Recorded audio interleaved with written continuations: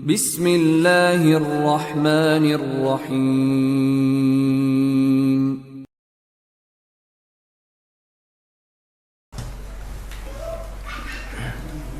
Bismillahirrahmanirrahim. Assalamualaikum warahmatullahi wabarakatuh. Innal hamdalillah nahmaduhu wa nasta'inuhu wa nastaghfiruh wa na'udzu billahi min shururi anfusina wa sayyiati a'malina. Man yahdihillahu fala mudilla lahu wa man yudlil fala hadiya lahu. Wa asyhadu an la ilaha illallah wahdahu la syarika lahu wa asyhadu anna Muhammadan 'abduhu wa rasuluh. Ya ayyuhalladzina amanu taqullaha haqqa tuqatih wa la tamutunna illa wa antum muslimun. Ya ayyuhan nasu taqu rabbakumul ladzi khalaqakum min nafsin wahidah wa khalaqa minha zawjaha wa batha minhuma rijalan katsiran wa nisaa'a wattaqullaha alladzi tasaaluna bihi wal arham innallaha kana 'alaykum raqiba. Ya ayyuhalladzina amanu taqullaha wa qulu qawlan sadida yuslih lakum a'malakum wa yaghfir lakum dhunubakum wa man yuti'illaha wa rasulahu faqad faza fawzan 'azima. Amma ba'du fa inna asdaqal hadithi kitabullah wa khayral hadyi hadyu Muhammadin sallallahu alaihi wasallam wa syarrul umuri muhdatsatuha wa kullu muhdatsatin bid'ah wa kullu bid'atin dhalalah wa kullu dhalalatin finnar.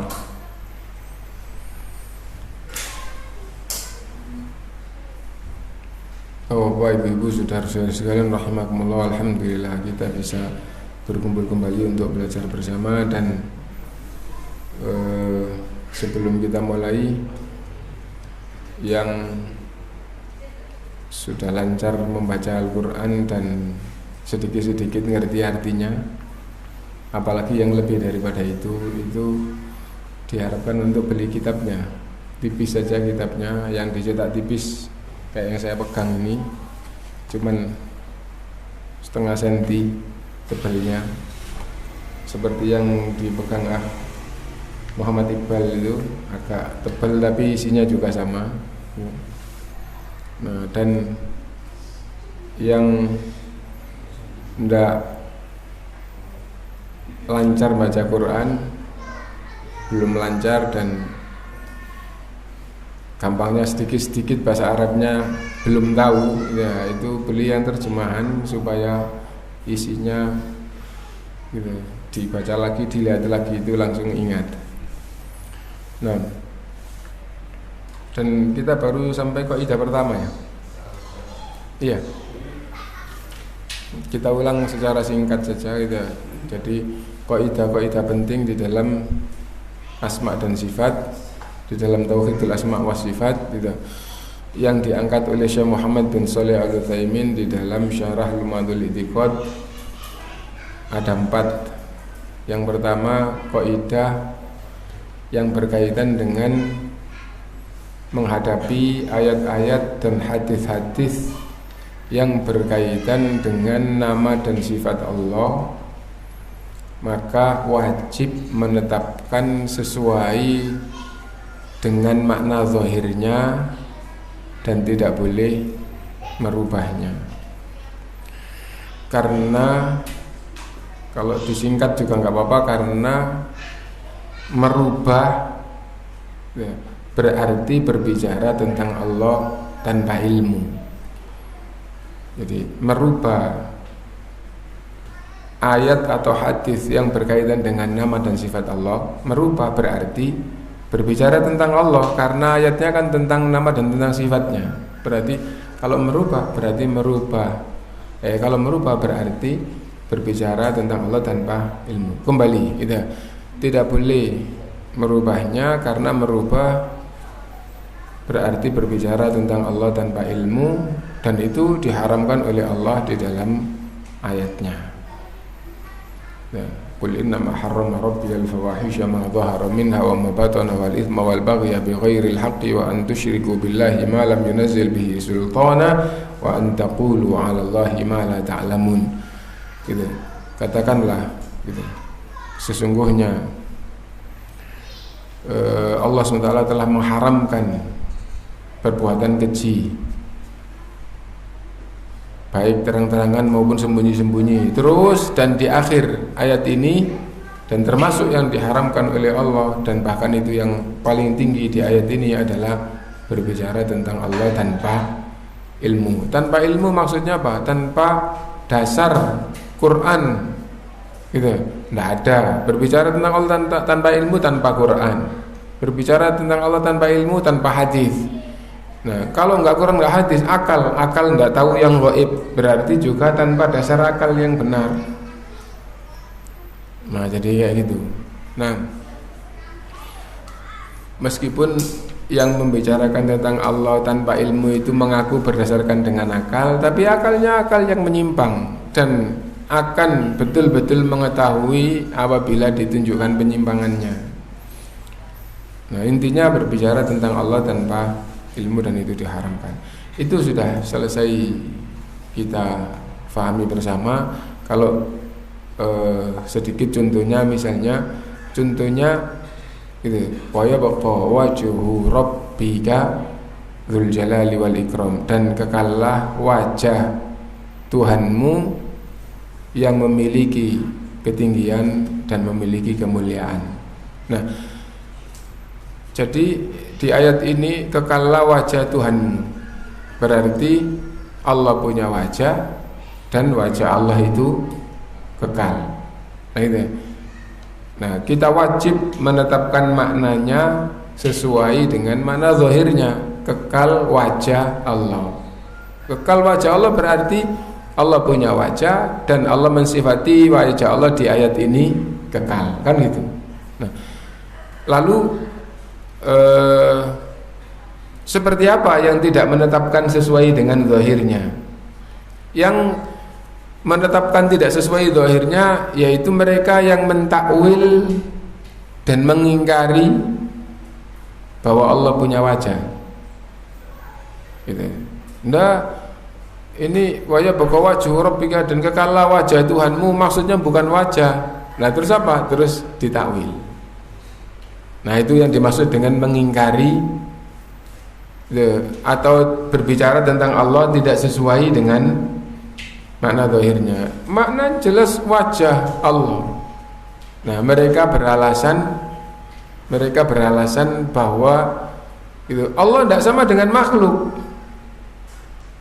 Nah, jadi itu. Lah, kalau menetapkan wajah untuk Allah sama dengan makhluk. Nah, jadi itu alasannya. Terus apa? Kalau enggak wajah Allah terus ditakwil. Nah, takwil tadi itu berbicara tentang Allah tanpa ilmu, dan itu haram. Nah, itu. Adapun alasan mereka menetapkan wajah menyamakan dengan makhluk, itu kerendahan berpikir. Kerendahan berpikir. Sesungguhnya menetapkan sifat itu tidak berarti menyamakan. Tidak berarti menyamakan itu. Kamu punya mulut, babi punya mulut, dan mulutmu enggak sama dengan mulut babi. Gampangnya gitu. Itu kalau jelek-jelekan ngasih contoh gitu ya.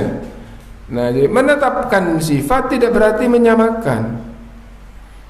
Nah, jadi gitu. Itu contoh gitu ya. Nah, sekarang wajah manusia itu permukaan kepala. Lah, kalau wajhul ardi, permukaan bumi, ya. Kenapa wajhul insan, wajah manusia bukan permukaan manusia? Kok hanya permukaan kepala? Permukaan perut tidak disebut wajah, ya. Lah, kalau manusia itu hanya kepalanya, nggak ada perutnya, nggak disebut manusia. Ya, disebut manusia apa enggak? Enggak tahu ya. Jadi kalau kepalanya dipenggal, kepalanya tok, apa itu manusia? Enggak, itu kepala manusia. Sekarang perutnya kalau nggak ada kepala, apa itu manusia? Juga enggak. Manusia itu adalah utuh, bahkan tidak disebut manusia kecuali terangkai dari dua pokok, yaitu ruh dan jasad. Tapi tatkala mensifati manusia, oh itu wajah manusia maksudnya permukaan kepalanya. Adapun permukaan perutnya itu bukan kepala, permukaan kaki bukan wajah, permukaan kaki juga bukan wajah. Tapi kalau wajhul ardi, seluruh permukaan bumi adalah wajhul ardi. Lah sekarang seandainya ada ayat bahwa angin itu punya wajah, wajahnya kayak apa? Kalau wajah manusia beda dengan wajah bumi, sama-sama menetapkan wajah tapi beda gitu. Sekarang kalau seandainya dikatakan angin itu punya wajah, wajahnya kayak apa? Oh, Anda tidak tahu angin ya nggak tahu wajahnya, nah kan gitu. Anda tidak tahu angin ya tidak tahu wajahnya. Tapi kalau ada ayat gitu wajib diimani apa enggak? Wajib. Kalau mau beriman dengan ayat, maka apapun yang difirmankan oleh Allah maka wajib diimani. Lah sekarang Allah memberitakan bahwa dirinya punya wajah. Allah punya wajah, dan Allah memberitakan wajah Allah tidak sama dengan wajah manusia, wajah Allah tidak sama dengan wajah bumi, wajah Allah tidak sama dengan wajah angin ya. Nah, Allah punya wajah, wajah Allah tidak sama dengan wajah makhluk. Nah, cara menetapkannya seperti itu. Cara menetapkannya seperti itu gitu. Nah, di antara dai kondang ada yang mengatakan, loh kan sama-sama punya terus berjasad gitu. Jadi wajah manusia ada jasadnya, wajah unta ada jasadnya gitu. Kan sama-sama ada. Lah sekarang seandainya angin itu punya wajah, berarti lah ya ada ya. Berarti ada. Nah, dan manusia tidak bisa menghayal. Kenapa? Karena tidak tahu angin. Manusia tahunya itu hanya bukan dari bukan dari mata, tapi dari perasaan. Oh, angin berembus, oh angin kencang. Pengaruhnya nyata.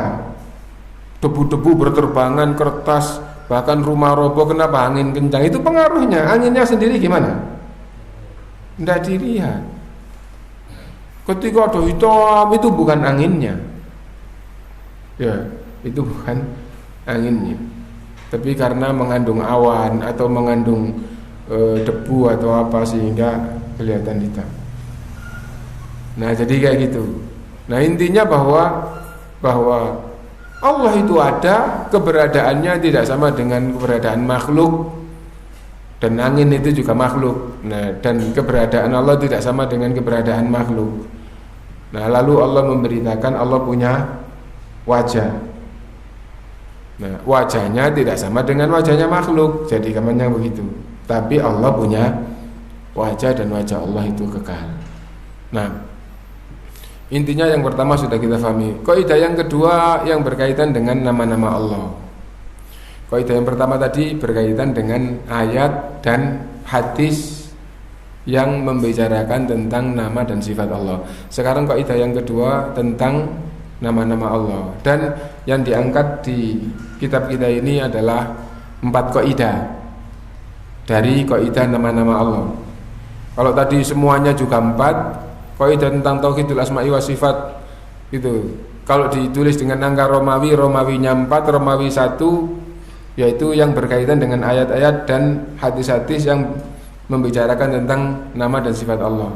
Sekarang Romawi 2, kaidah yang berkaitan dengan nama-nama Allah.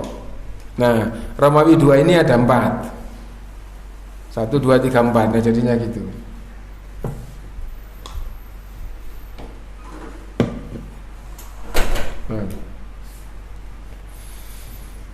Yang pertama, asmaullahi kulluha husna.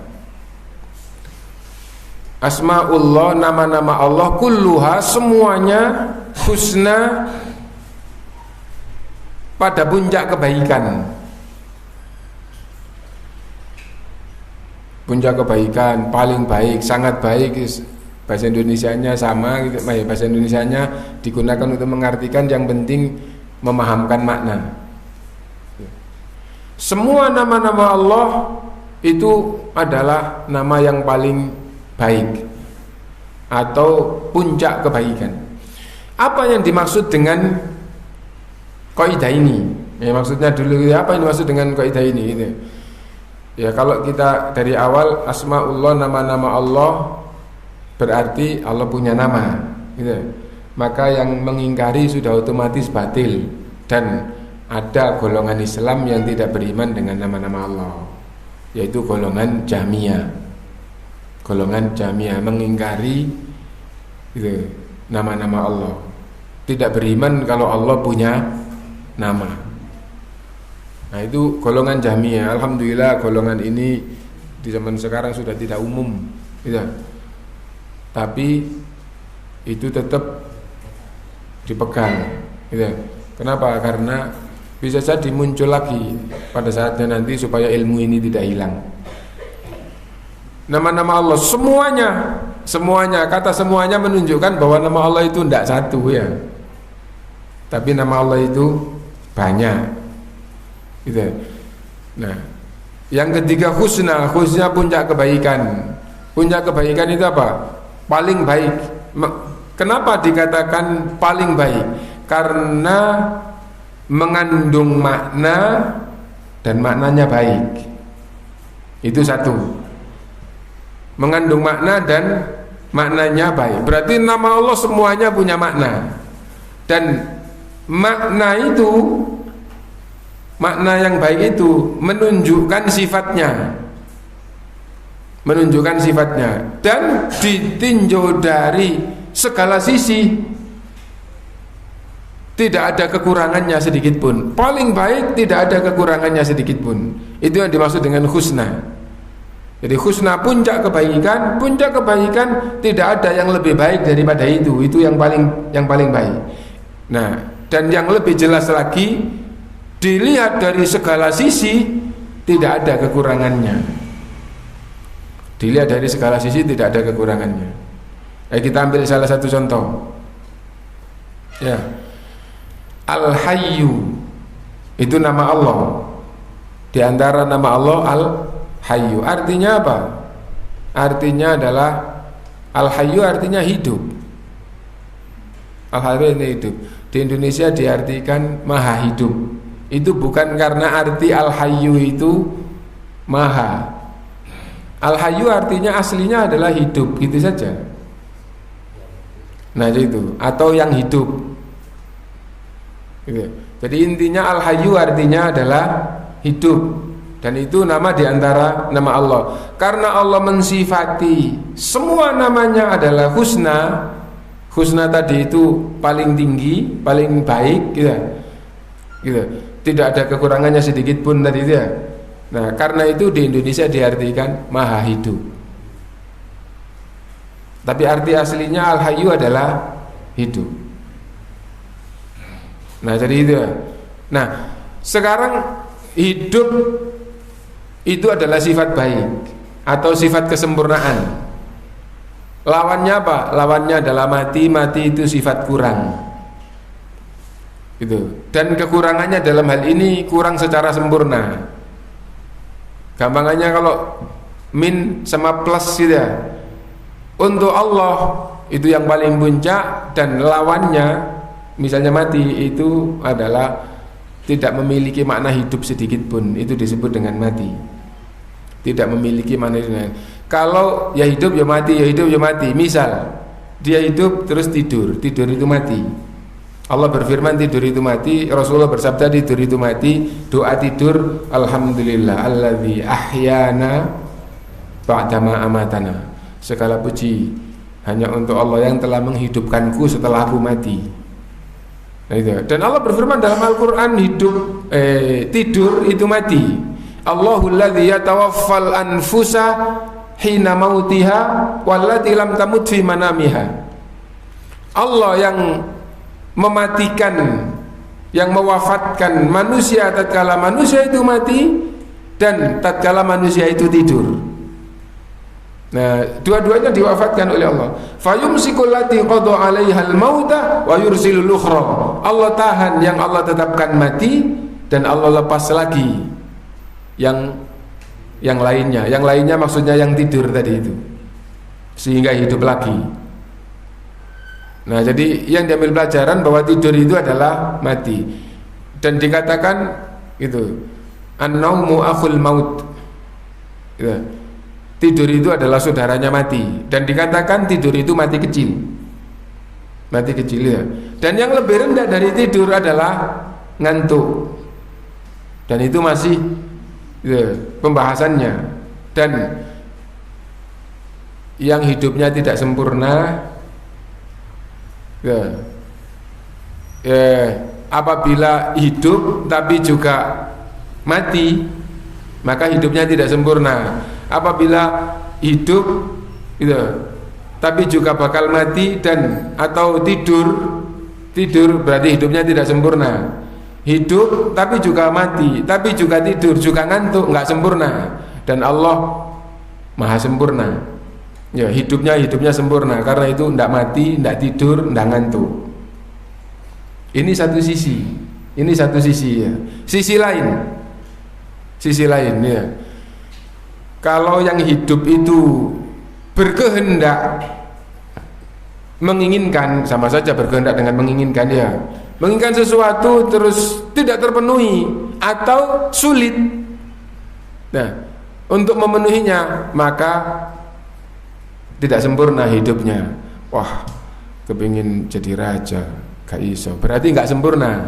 Kenapa? Ada keinginan yang tidak bisa dia penuhi. Kepingin jadi presiden tapi gak iso.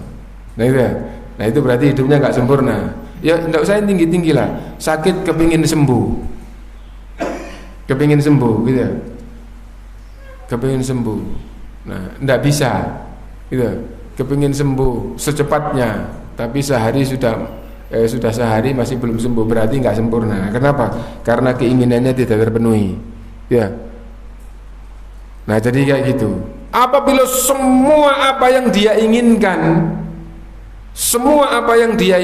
tidak ada yang bisa ia penuhi, maka tidak disifati dengan hidup.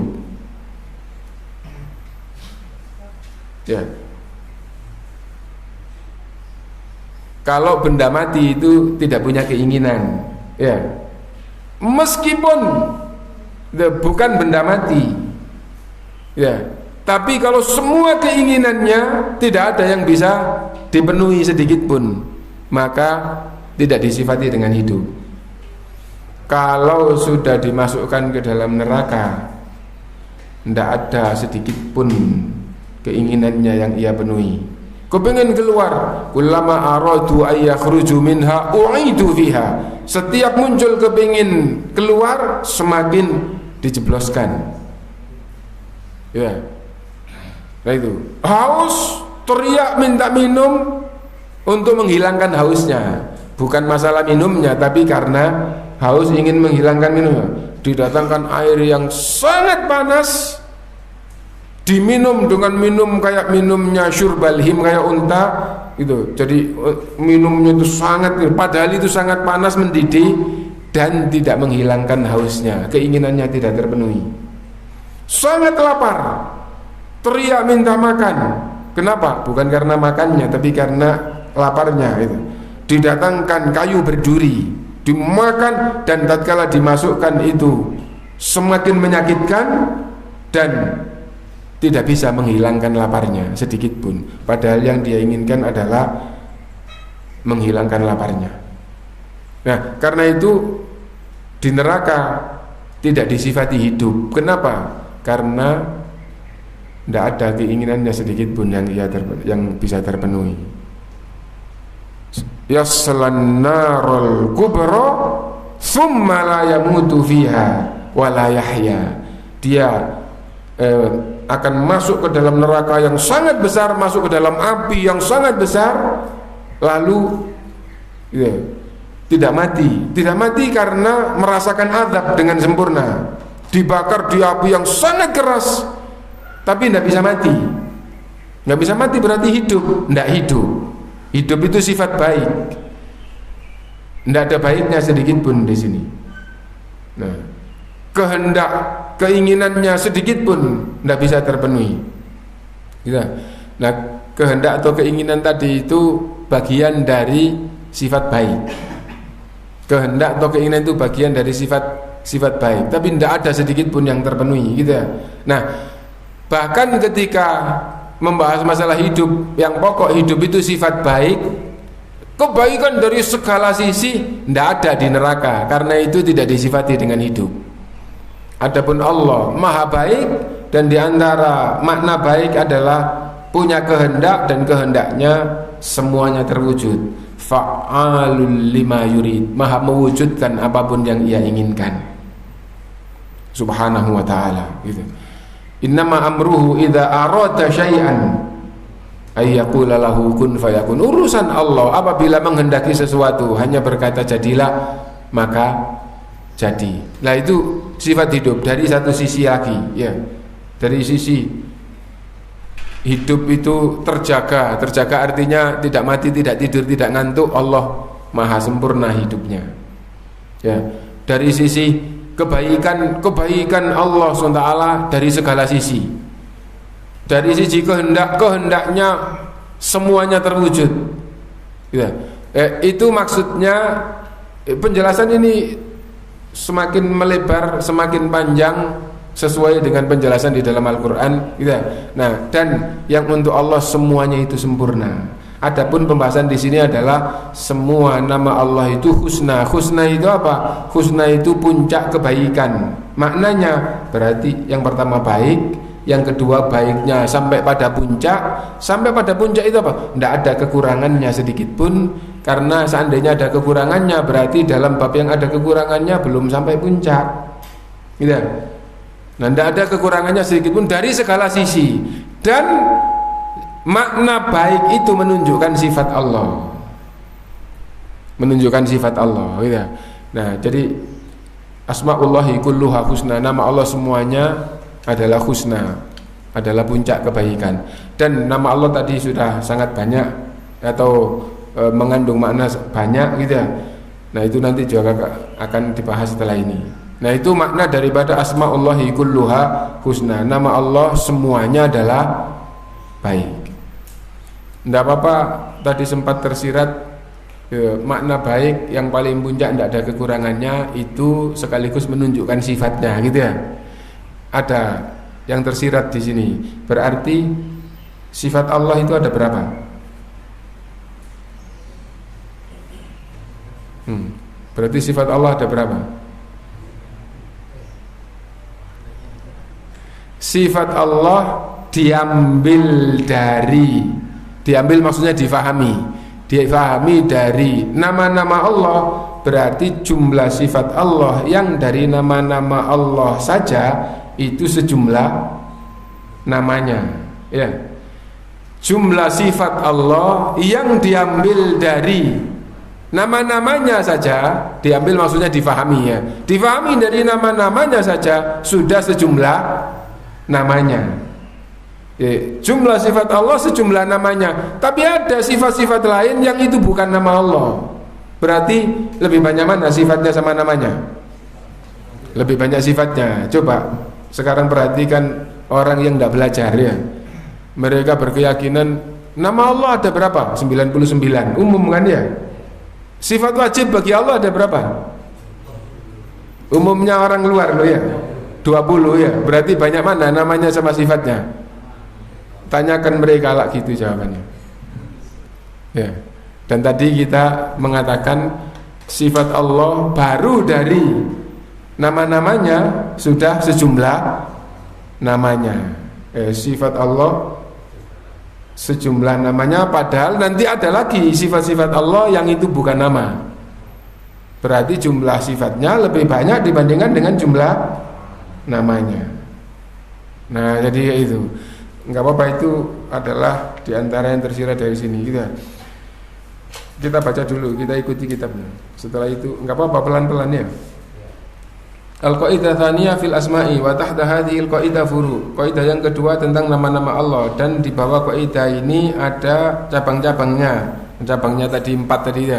Yang pertama asma'ullahi kulluha husna, nama-nama Allah semuanya baik. Artinya balighatun fil husni ghayatahu, kebaikannya sampai puncaknya. Kenapa dikatakan husna atau kebaikannya sampai puncak? Li'annaha mutadhamminun li sifatin kamila, karena mengandung sifat sempurna. Mengandung sifat sempurna. Sifat baik dan sempurna, berarti ya.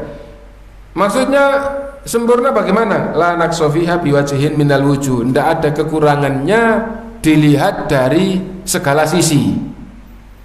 Dilihat dari sisi manapun ya, maksudnya dilihat dari segala sisi gitu. Nah sekarang kita ambil contoh manusia yang belum mati kan hidup ya. Ya manusia akan terdiri dari jasad dan roh. Kalau belum mati berarti hidup. Apakah hidup manusia itu sempurna? Jawabannya enggak. Loh kenapa? Hidupnya kok enggak? Kalau sehat, kalau sesungguhnya melihat atau memahami makna hidup itu dari berbagai sisi. Dan hidup manusia itu tidak sempurna. Kenapa? Karena manusia itu juga bakal mati gitu. Yang kedua, karena manusia itu tidur, berarti hidupnya tidak sempurna. Karena manusia itu juga ngantuk, berarti hidupnya nggak sempurna. Karena apa? Hidup itu salah satu maknanya adalah terjaga, dan mati itu lawannya gitu. Dan tatkala tidur itu juga tidak jaga, tidak sadar, tidak paham, tidak bisa melihat, tidak bisa mendengar, semuanya organnya nanti jadinya mati gitu. Nah jadi itu. Nah tatkala ngantuk itu juga tidak sempurna, berarti hidupnya tidak sempurna. Itu baru satu sisi gitu. Nah nanti di sisi-sisi yang lain banyak gitu. Nah hidup itu adalah sifat baik. Apabila keselamatannya tidak sempurna, berarti hidupnya tidak baik. Berarti hidupnya tidak sempurna gitu. Keselamatan itu termasuk pembahasan dari sifat hidup. Kalau keselamatannya tidak sempurna, berarti hidupnya tidak sempurna. Nah sekarang manusia gitu. Manusia apa keselamatannya sempurna? Ya, kadang-kadang waduh kedoret terus perih, berarti nggak sempurna. Karena seandainya Anda selamat dengan sempurna, Anda kena sesuatu yang tidak mengenakkan. Nah intinya bahwa itu, manusia hidup, iya, tapi hidupnya manusia tidak sempurna. Dan Allah juga hidup, dan hidup itu namanya. Tadi sempat kita menyebutkan di awal tadi itu, mereka mengatakan kalau Allah punya wajah lah sama dengan makhluk, kan gitu ya. Mengapa Anda tidak berkata seperti ini tatkala membahas tentang Allah itu hidup? Loh, kalau Allah hidup lah sama dengan makhluk. Makhluk juga kita masih hidup lah sama. Hidup Allah sempurna, adapun hidupnya makhluk enggak sempurna. Katakan seperti itu di dalam semua sifatnya.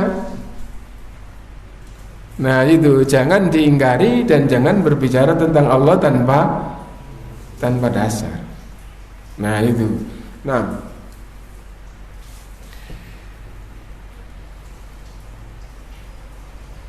Qala ta'ala, Allah berfirman walillahil asmaul husna, dan Allah itu memiliki nama-nama yang husna, puncak kebaikan. Mithalu dzalika, contoh Ar-Rahman, fahuwa ismun min asma'illah. Ar-Rahman adalah salah satu nama di antara nama-nama Allah. Dalun ala sifatin azimah, menunjukkan makna yang makna ini menunjukkan sifatnya yang sangat agung. Apa itu? Ar-Rahmah al-Wasi'ah gitu. Yaitu artinya Ar-Rahman gitu, adalah gitu, yang memiliki rahmat yang sangat luas gitu. Nah, tidak ada lagi yang lebih luas daripada itu. Wa rahmati wasi'at kulla syai'. Rahmatku meliputi segala hal. Tidak ada sesuatu pun yang luput dari rahmat Allah SWT. Nah itu. Wa rahmati wasi'at kulla syai'. Wa min thamma na'rifu annahu.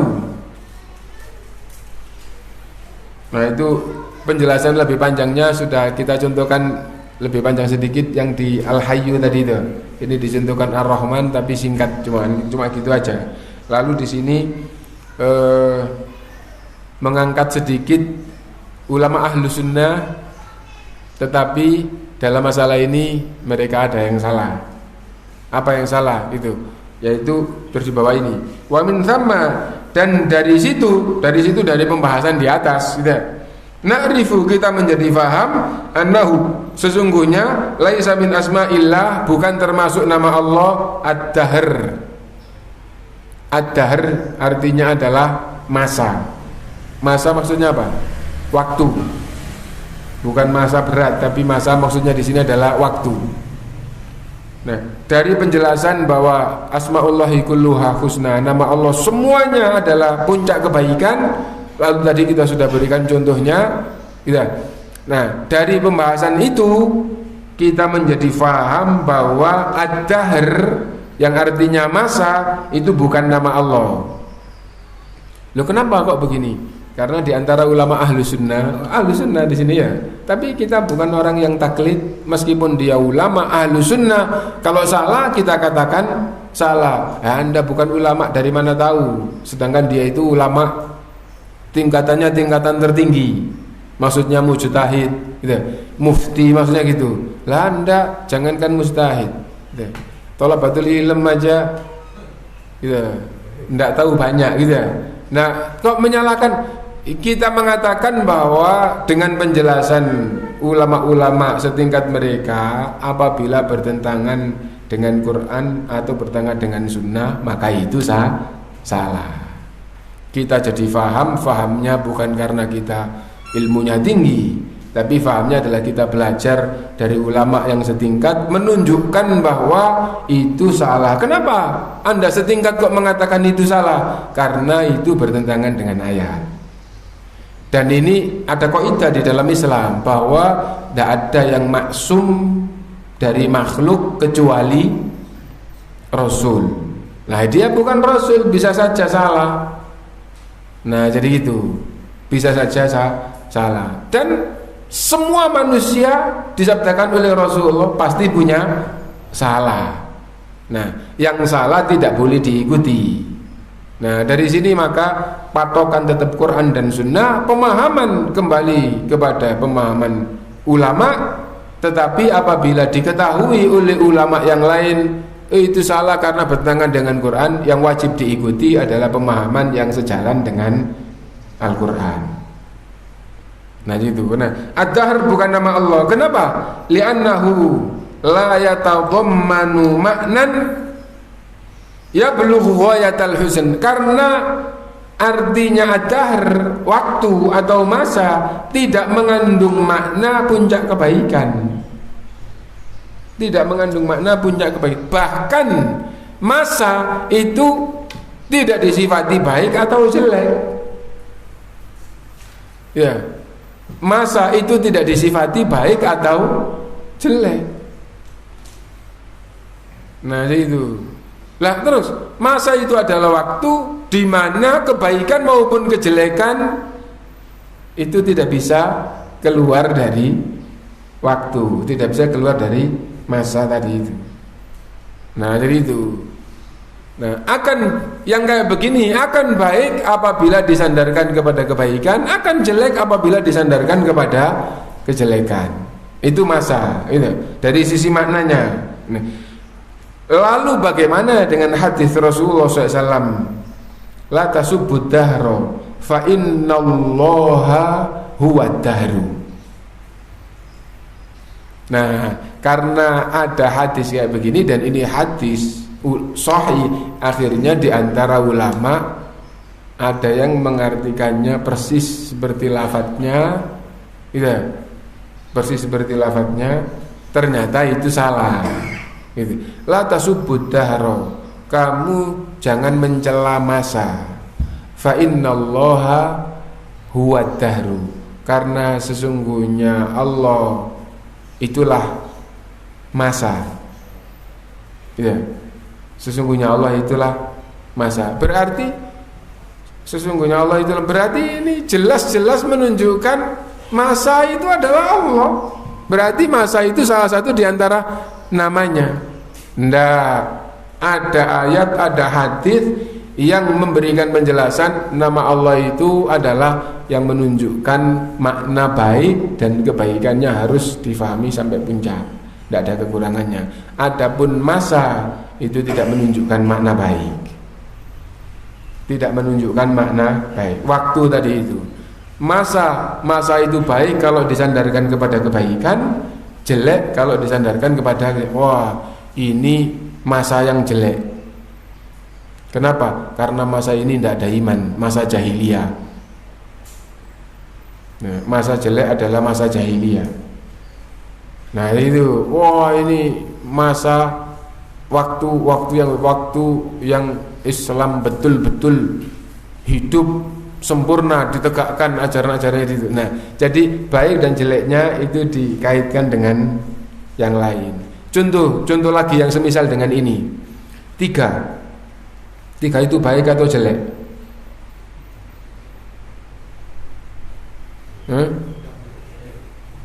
Tiga itu baik atau jelek? Lebih baik mana sama 4?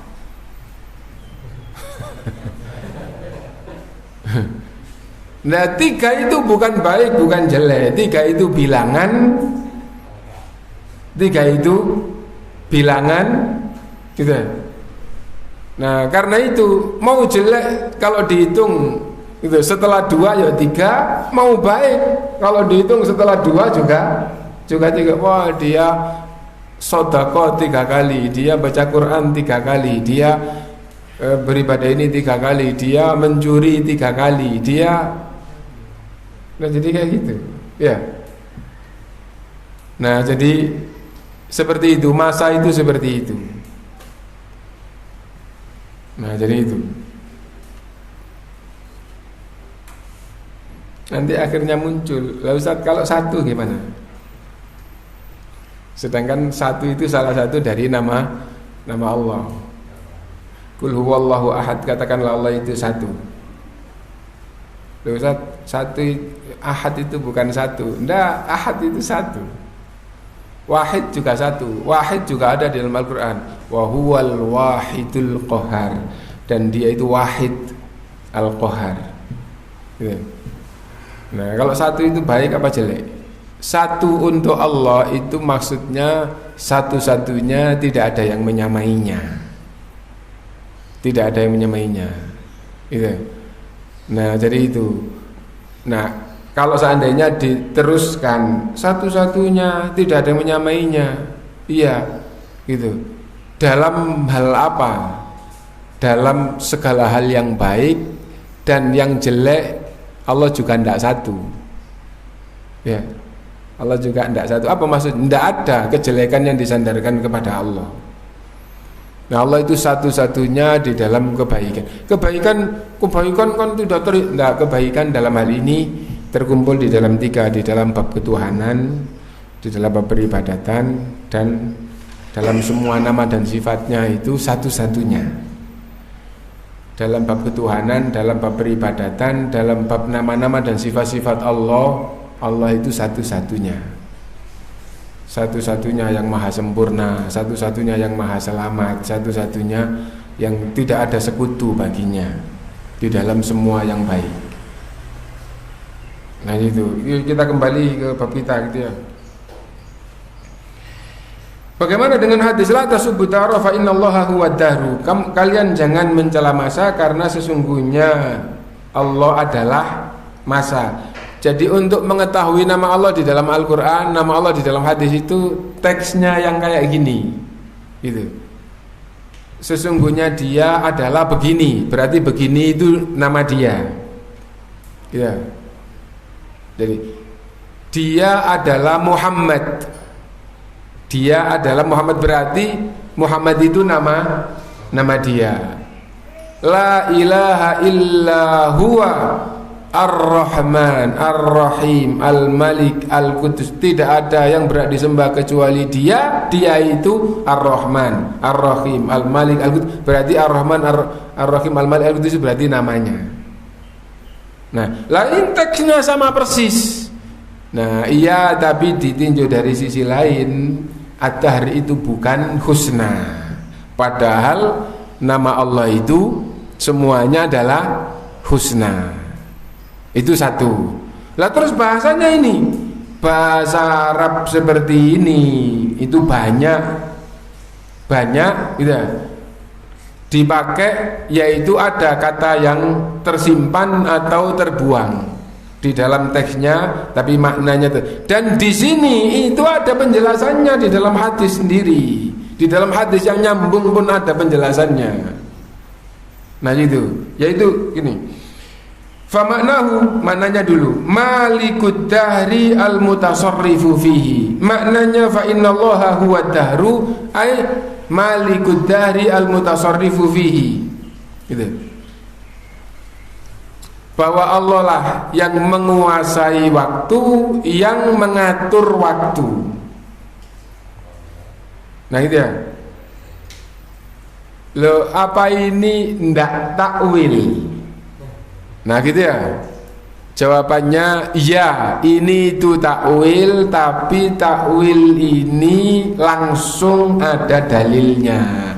Karena itu ini makna yang ditunjukkan oleh utusan Allah. Ya. Kenapa? Karena di dalam hadis itu sendiri ini, itu satu. Yang kedua, kalau ini dipaksakan kayak gitu berarti menentang penjelasan Rasulullah. Yang kedua, bertentangan dengan ayat yang lain. Walillahil asmaul husna tadi itu akhirnya bertentangan. Yang kedua, bertentangan dengan hadis Rasul.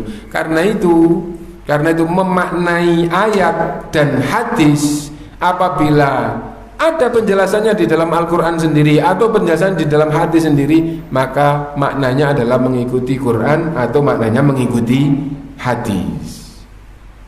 Lah mana penjelasannya? Kelanjutannya hadis bidalili qaulihi fi riwayat tsaniyah anillahi ta'ala. Berdasarkan dengan hadis Rasulullah di dalam riwayat yang kedua, tatkala Rasulullah bersabda, Allah berfirman dalam bab yang sama. Gitu. La tasubbud dahra fa innallaha huwad dahru. Itu qala biyadiyal amru uqallibul laila wan nahar. Di tanganku urusan waktu itu, aku bolak-balikkan malam dan siang. Nah, dahar itu masa, masa itu waktu itu malam dan siang. Nah, di tanganku masa itu aku bolak-balikkan malam dan siang. Nah, di tanganku, di tangan siapa? Di tangan Allah, ya. Yang di tangan Allah itu adalah masa, berarti dan Allah berbuat di situ, gitu ya. Yaitu aku bolak-balikkan. Ya. Berarti ada pelaku, ada objek, gitu ya. Apakah objek itu pelaku? Jawabannya apa? Ya enggak, ya. Objek bukan pelaku. Objek beda dengan pelaku. Aku menciptakan makhluk. Aku menciptakan langit, menciptakan bumi, menciptakan manusia. Apakah objek itu pelaku? Ya enggak. Nah jadi kayak itu. Nah waktu gitu. Biyadiyal amru, waktu itu ada di tanganku. Aku bolak-balikkan malam dan siang. Nah itu hadis Rasulullah juga, dan itu bahkan firman Allah, maksudnya ayat qudsi. Ayat qudsi itu, jadi ayat tapi tidak masuk di dalam Al-Quran gitu. Nah ini mengingatkan kembali bahwa takwil yang, atau bahkan nanti akan dibahas lagi ya, akan dibahas lebih panjang masalah takwil. Takwil tidak boleh itu apabila takwil dengan akal. Adapun takwil itu apabila maknanya adalah makna yang berbeda dari teksnya, tapi makna ini dari ayat yang lain atau dari hadis, maka justru itu yang wajib dipegang. Maksudnya ayat ini adalah itu. Kenapa? Rasul sendiri yang menceritakan, yang menjelaskan. Nah jadi seperti itu. Nah sekarang walillahil asmaul husna, itu ada husna tapi ternyata itu bukan nama dan sifat Allah, padahal itu juga husna teksnya gitu. Misalnya seperti apa? lilladzina ahsanul husna wa ziyadah. Untuk orang-orang yang selalu ihsan akan dibalas husna ya, dan bahkan ditambah daripada husna. Nah gitu ya. Lah kalau husna tadi itu puncak kebaikan, itu sifat Allah, gitu ya. Wah berarti dibalas husna terus bahkan ditambah yang lebih, dan katanya tadi kalau sudah husna sudah tidak ada yang lebih. Nah, mana husna di sini ditafsirkan sendiri oleh Rasulullah SAW, dan tambahan pun ditafsirkan sendiri oleh Rasulullah SAW. Nah, husna di sini adalah surga dan ditambah lebih tinggi daripada surga. Apa yang lebih tinggi daripada surga? Sahabat tidak paham. Kenapa? Apa yang lebih tinggi? Bukankah surga adalah yang paling tinggi? Ternyata Rasulullah SAW menjelaskan untuk orang-orang yang selalu ihsan dibalas husna. Husna adalah surga, dan ditambah apa? Yang lebih daripada surga, bukan termasuk surga. An-nadharu ila wajhillah. Nah itu. Loh ini apa? Ndak takwil. Ini makna yang dijelaskan oleh Rasulullah SAW. Makna yang dijelaskan oleh Rasulullah SAW. Nah itu. Nah, adapun pokok pembahasannya tadi itu adalah kaidah yang pertama, nama Allah semuanya adalah husna. Mudah-mudahan sedikit cukup dan bermanfaat ya. Maqalla wa kafa khairum min katsura wa alha. Sesungguhnya sedikit tapi cukup itu jauh lebih bermanfaat daripada banyak tapi sia-sia. Kita beda buku sekali langsung khatam, tapi setelah pulang nggak ada yang ingat. Nah lebih baik sedikit. Itu juga bukan ayat, bukan hadis, itu hanya sekedar ucapan ustadz dulu ya. Maqalla wa kafa khairum min katsura wa alha. Kalau ucapan ulama-ulama generasi awal Islam, ulama salaf itu mirip dengan ini gitu. Mirip dengan ini tapi beda babnya gitu. Gitu. Al-iktisadu fis sunnah khairum min al-ijtihadi fil bid'ah. Gitu. Sedikit sesuai sunnah lebih baik daripada banyak tapi bid'ah. jadi itu sedikit. Loh ini banyak, meskipun banyak bid'ah ya tambah jelek. Al-iktisadu fis sunnah khairum min al-ijtihad fil bid'ah. Orang itu malas, amalannya sedikit tapi sunnah. Lebih baik daripada orang yang mujtahid.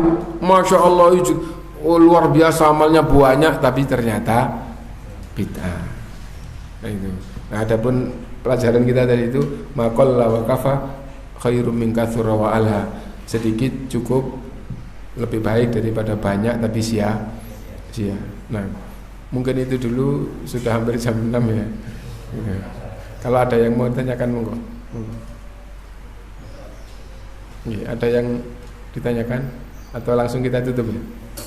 Ya kita akhiri. Subhanakallahumma bihamdika asyhadu an la ilaha illa anta astaghfiruka wa atubu ilaik. Walhamdulillahirabbil alamin. Assalamualaikum warahmatullahi wabarakatuh.